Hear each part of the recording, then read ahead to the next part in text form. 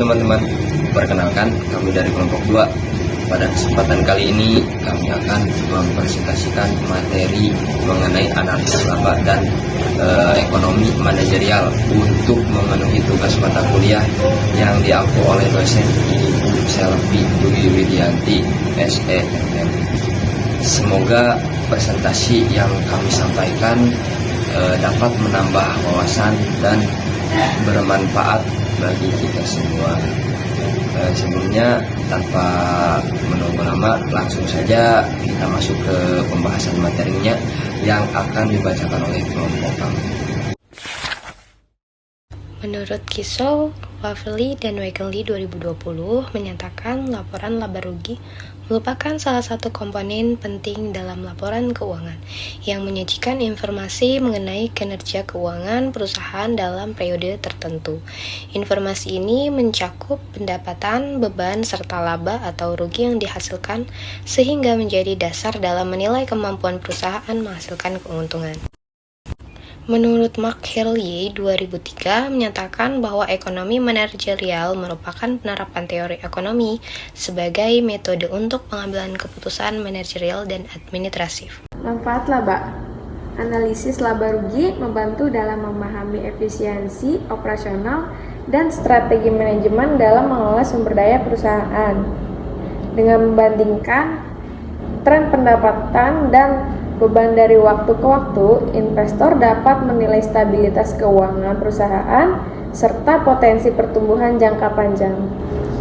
Manfaat ekonomi manajerial. Analisis ekonomi manajerial dapat membantu manajer dalam pengambilan keputusan rasional dan dapat mengoptimalkan penggunaan sumber daya untuk memaksimalkan laba perusahaan. Sakila, di sini saya akan menjelaskan tentang analisis laba dan manajerial ekonomi. Hasil penelitian ini menegaskan bahwa analisis laporan laba rugi memiliki peran penting dalam pengambilan keputusan investasi.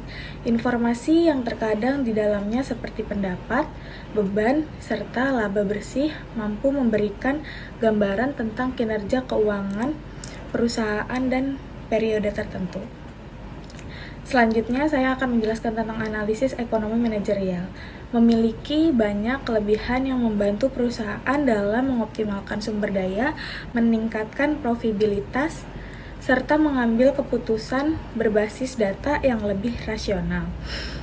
Dengan penerapan yang tepat, perusahaan dapat mengurangi risiko, meningkatkan daya saing, dan mencapai pertumbuhan bisnis berkelanjutan.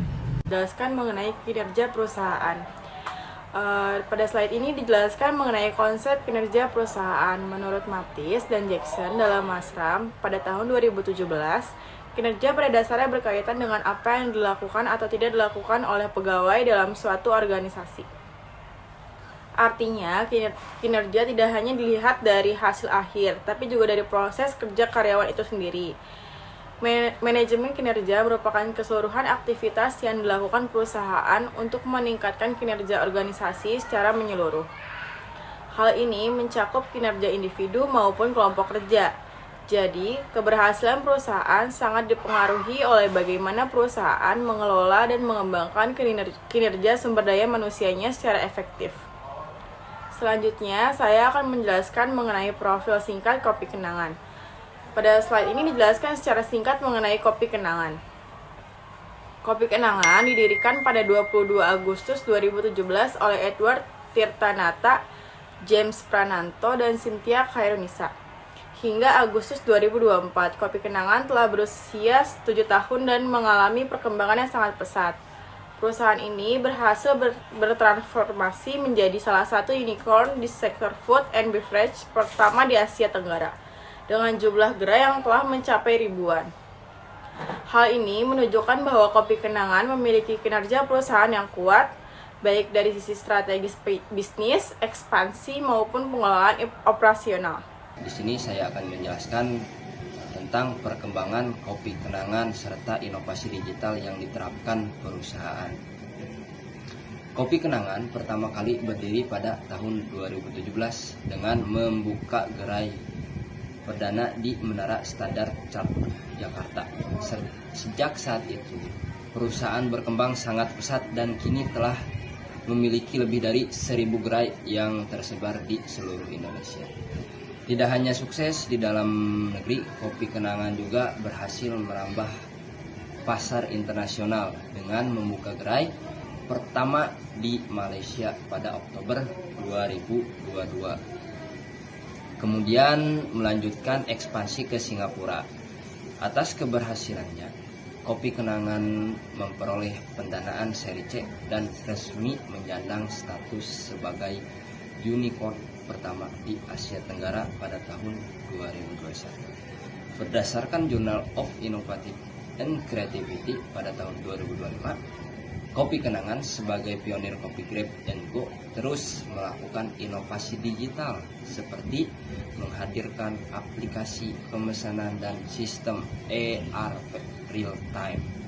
Inovasi tersebut terbukti memberikan kontribusi besar, di mana lebih dari 44% pesanan berasal dari kanal digital hingga pertengahan tahun 2024.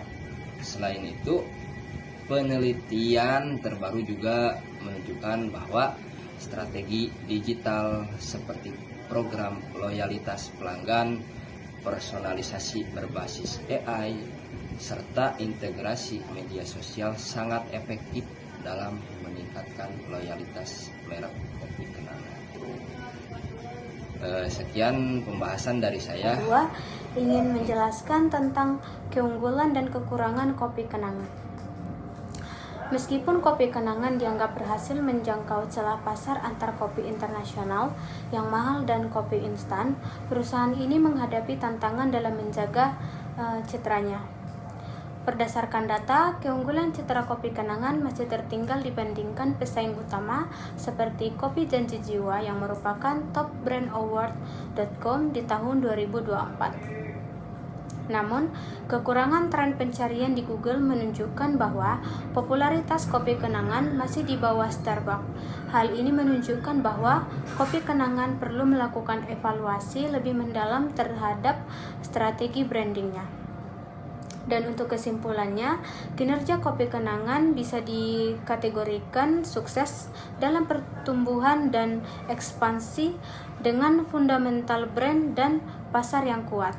Namun, keberhasilan jangka panjangnya sangat bergantung pada kemampuan perusahaan menjaga profitabilitas dan efisiensi operasional di tengah persaingan industri kopi yang semakin ketat.